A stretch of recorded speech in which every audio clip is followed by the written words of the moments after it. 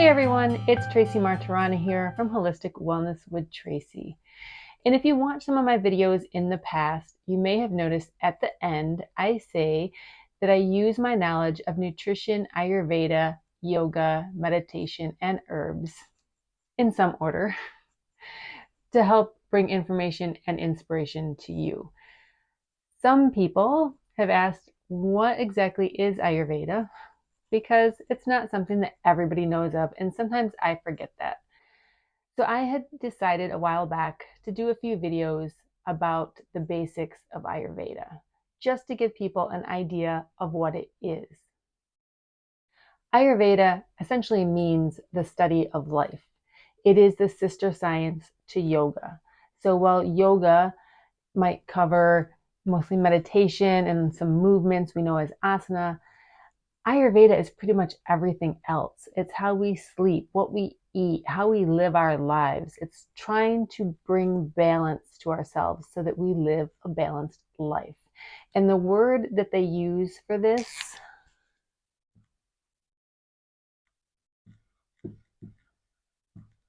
is Svastha. This essentially means blissful equilibrium.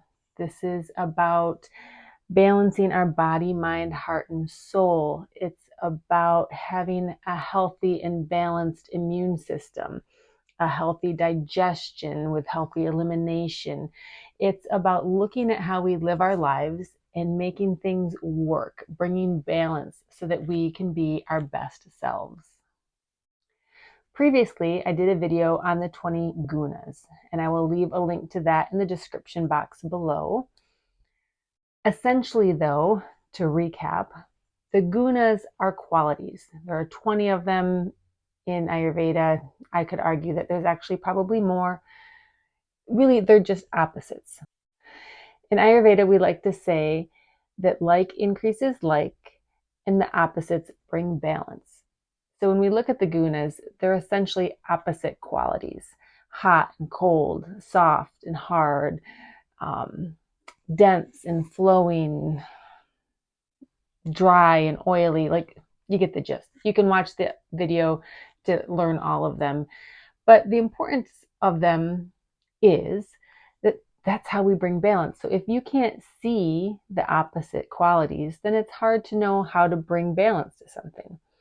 So we learn the gunas so that we can see them in ourselves, see them in our surroundings, and then we know how to bring balance to our bodies. For example, if you've been eating a lot of big meals, like say you're coming off of winter and the holidays and the hibernation, you tend to eat heavier, oilier, denser foods, you might be carrying a little extra weight. So you're feeling heavy, your body is heavy. So therefore, the way you balance that is with light. So you eat lighter meals, you get some exercise so that you feel light. Light balances out heavy. It makes sense, right? So once we start to see this, it sort of broadens our perspective of how to take care of ourselves. Today, I specifically wanted to talk about the 5 elements. According to Ayurveda, everything in the world is made up of the 5 elements, including our bodies, including nature, because we are part of nature as much as we sometimes forget that. So let's talk about the 5 elements and what they mean to us. So the first element I want to talk about is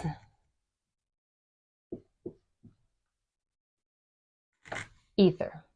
Ether essentially means space. So in the world, you just walk outside, it's wide open space.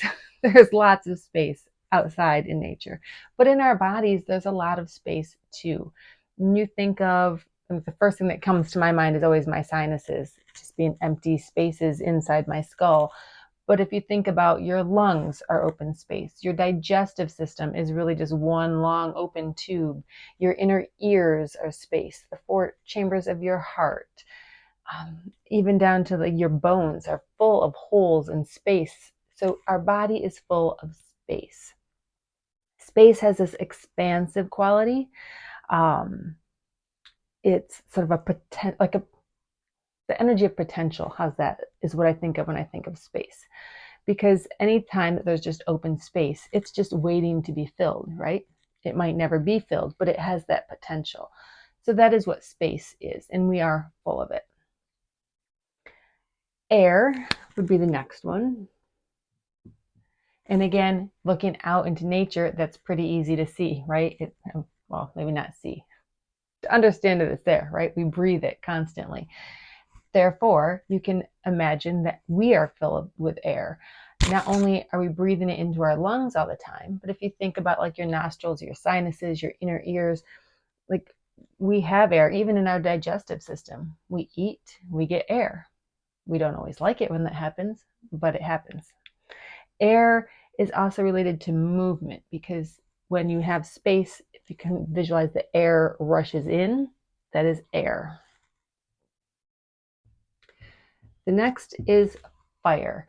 And while you might think to yourself or say to yourself, Tracy, there is no fire in our body, we are not in flames, keep in mind the amount of heat that our body generates.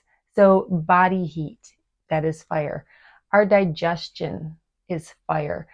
Anything or any time you have transformation happening, so all of the enzymes that are in our body that help with digestion or help break down cells, our hormones, all of that, it's all fire. So we do have fire in our bodies, even if you might think we don't. The next one is an easy one to see, water. For one, we've all been told all of our lives that we are 60 to 70% water. So make sure you drink your water, drink your water. And there's a reason for that. When you think about your body, and you think about yourself sweating, so that's an easy place to see water. Your tears, your mucus, the saliva in your mouth, the cells in your body are full of cytoplasm. You have lymph fluid going through, you have blood, you have urine. I could go on, right? There is liquid everywhere in our body. We are a huge percentage of water. So water is obviously in us. And the last one is earth, which you might think, again, no, I don't see any soil on my body. But when we talk about earth, we're not just talking about soil or rocks. We are talking about physical matter. So our cells, our bones, everything that you can reach out and touch and that resists you. So yeah, this board is earth. It's solid, it's mass. There's just substance to it. So you can see that all of these are in our body. We all have different amounts of them. Some people are much more light and airy. Some people are much heavier and denser. You can just look around at a couple people around you and you can see that and feel that. But the gunas are also in play here. Each element sort of has specific gunas that it is known for. Like fire is obviously going to be hot. It's going to be sharp. Like, it's almost biting. You stick your hand in fire, it hurts. It's sharp. It's penetrating. It's probably light. It's not dense. You can put your hand right through it. So it has that liquidy, flowiness about it. It's also dry. So just a handful, right? If we look at ether, ether is going to be cold. It's also going to be dry. It's going to be light. It's expansive, which isn't really a guna that we talked about, but I sort of feel like it should be. Expansive or contracting, I feel, is another guna that is missing off the list of 20 gunas. When we look at air, it's also cold and dry and light. So it's all of these things as well, but it's also mobile. It moves, right? Anywhere there's space, the air will just move in. You walk outside, you feel it hit you in the face. You swallow air when you eat, you'll feel it come out one way or the other, right? It moves. Water is cold and it's light. It's also very stable. It's hard to move water or change water. It takes a lot of heat to change water or a huge lack of heat to change it, like ice or steam. So as is, like in the regular world, like water pretty much stays water without a lot of intervention. Um, it's also considered soft. Now, if you've ever done a belly flop into a pool, you could argue that fact.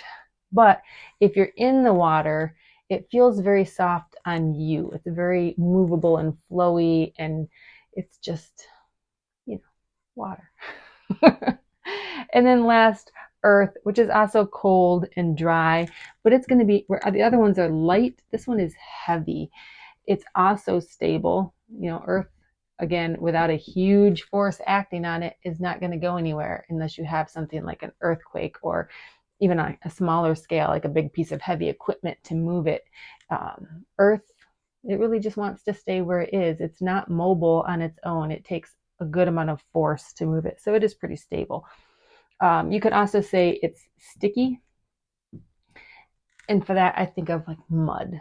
It's, you know, once it's on something, get it on your clothes, it doesn't just want to come off, right? You sometimes have to work at it, scrub it off.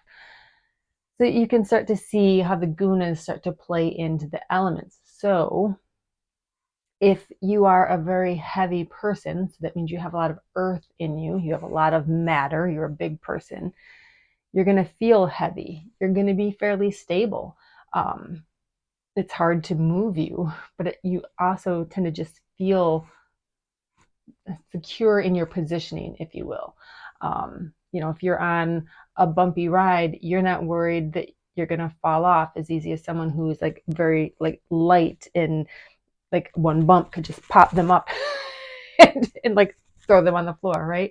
You feel stable. If you are someone who is very light, meaning, you know, very skinny and tiny, they're often cold people because they don't have a lot of fat in their systems. They're just very cold, but they're very light. They often are dry. They often lack some energy. So they don't have that easy movement because they don't have, I'm going to say, the ability to eat enough to have the calories to give them a lot of energy. So sometimes very thin people can sort of suffer from that lack of energy, as can a very heavy person, right? Because they might have the energy, but it takes so much to move them that either end of the spectrum can feel heavy and slow and hard, difficult to move. Not heavy, they'll feel light and difficult to move. But that is the idea of the 5 elements.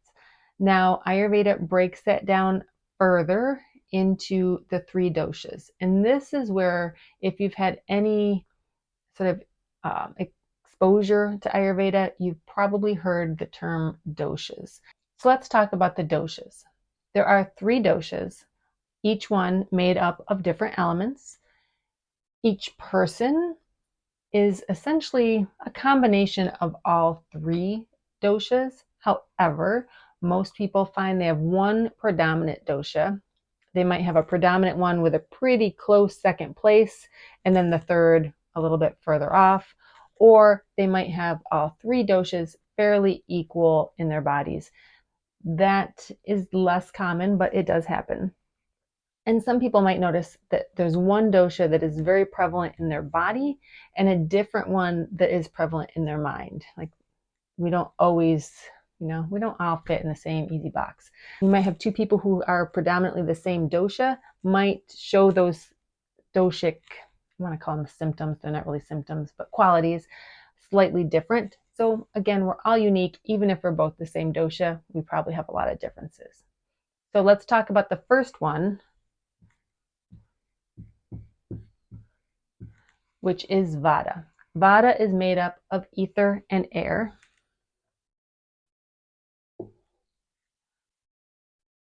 Vata people tend to be very cold, very dry. They can be erratic or unstable.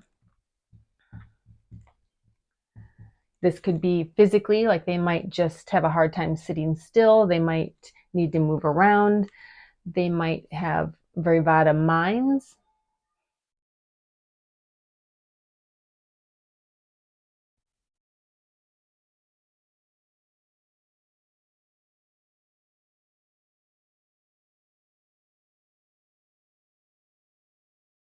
Meaning that their thoughts are sort of erratic and their minds sort of jump all over the place.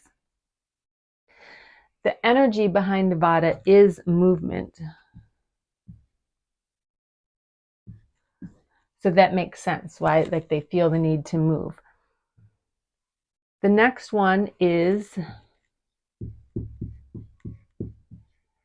Pitta, which is mostly fire, a little bit of water. Just enough water to keep the fire from going crazy. But mostly we tend to just think of it as fire. So fire is hot and sharp.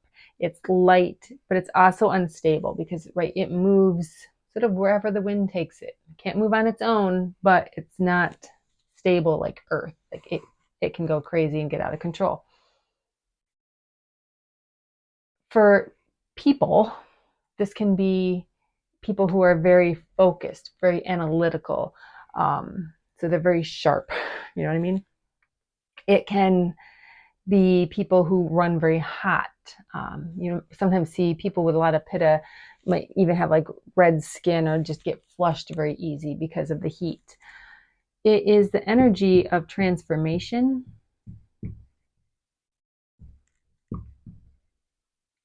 So people who have a lot of pitta often have like very strong digestions, like their digestive fire is hot. So they eat, things move through them fast. It can often mean diarrhea, it can mean heartburn, just that type of stuff. So pitta is the other energy. And last is kapha, is water and earth. Kapha is a very heavy, very moist energy because earth is heavy, water is heavy-ish. Like it's not as heavy as earth, but it's certainly not light when you compare it to like fire or air or ether. I'm sorry. So kapha people tend to be heavier. They tend to have maybe like mucus issues, or they might be like people with clammy hands. The energy is cohesion. That stickiness that holds all of our cells together and keeps us, in place. That's kapha. A lot of times, kapha, while they might be bigger people, because they are so stable, they tend to have a lot of strength. And I wouldn't say not necessarily energy as in like jumping off their seats energy, but endurance. Like they have a lot of endurance. They're very good at, they might be able to walk for 10 miles without even thinking anything of it. Their digestion tends to be a little bit slower because of the heavy, moist, cold energy of earth and water. So they tend to not eat or not need to eat as much, but when they eat, it digests slow and it sticks with them more. So that's why they tend to be heavier people. When you think about these energies, maybe you see yourself in some of them, probably all of them to some degree. Another definition of dosha is sometimes like meaning imbalance, because we tend to only notice these things so much when they go out of balance. So a vata who is very much in balance is thin, is, energetic, might have to eat more.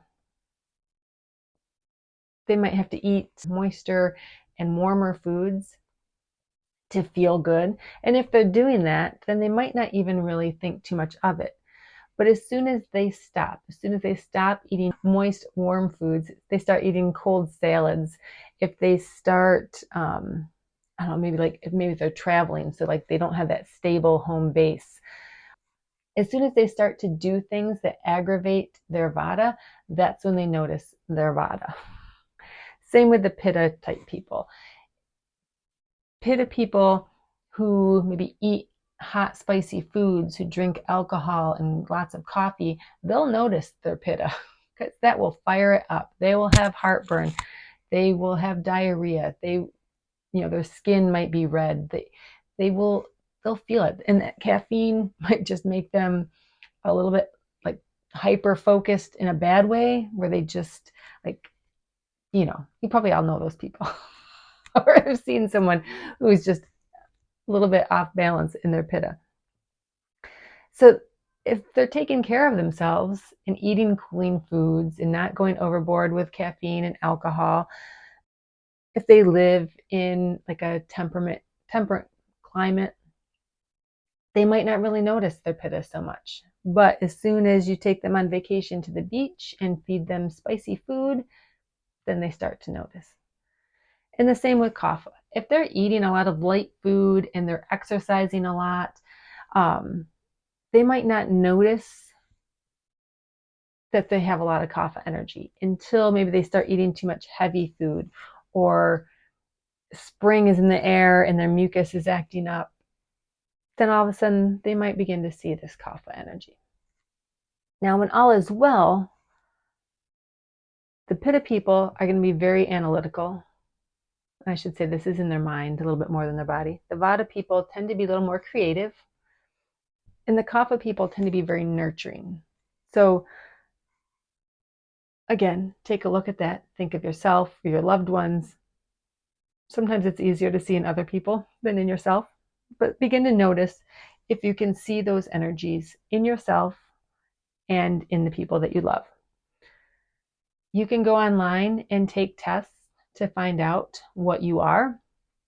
I just would give you a word of caution that it can be very misleading. If one of these is very out of balance, you might think that that is what you are, and it might not be true.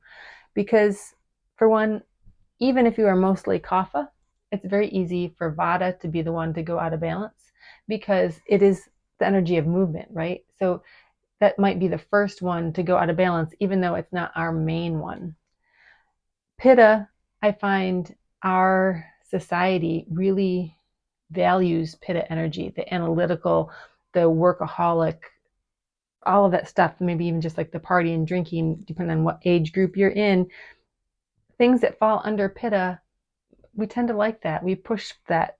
And kapha, because there's an overweight element to this, we tend to shy away from kapha. Kapha's bad, pitta's good, vata's crazy. As a society, that's sort of the messages that we get.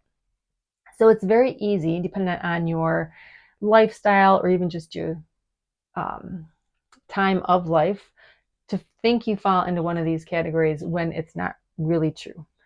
For the longest time, I thought I was very pitta, and it was just because I worked in a very analytical business and analytical field. I was very hyper-focused. My pitta was probably a little out of balance. Even though I did have the signs of being cold all the time, I still, I was born very skinny, but then I was sort of normal. I'd had a kid, so my body felt a little more pitta than vata. Again, I was working analytical. I was kind of let anything creative push it aside because I was working and raising a family and taking care of a house, and all of that stuff required my pitta energy. And so that's what I focused on. And so for a while, I thought I was pitta. And then years later, I was sort of reevaluated, and I thought, oh, I have a lot of vata. And I do have a lot of vata, but I've also come to realize that I actually have a lot of kapha. So you have to sort of play around with it. And I invite you to spend some time thinking about these three energies, the 5 elements. See them in yourself, see them in the world around you, contemplate them a little bit. When I come back for my next video on Ayurveda basics, we will continue to discuss dosha and how the 3 doshas not only make up us, but make up the day, make up the season, make up our whole lifespan. Yeah, sounds interesting, right? I'll see you then. Thanks so much for joining. Again, my name is Tracy Martirana, and I use my knowledge of Ayurveda, nutrition, yoga, meditation, and herbs to bring you information and inspiration to help you live a healthy, happy, and balanced life. Don't forget to click on that 20 gunas video below if you haven't already watched it. Subscribe to my channel, like my videos. Doing so lets YouTube know that people are interested in content like mine. Thanks so much and have a great day.